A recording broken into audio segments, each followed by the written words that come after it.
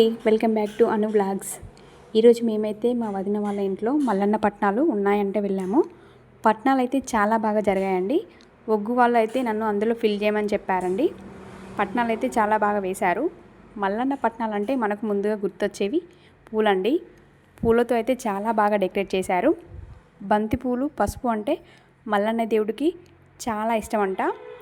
పట్నం వేసి దేవుణ్ణి అందులో కూర్చోబెట్టారు.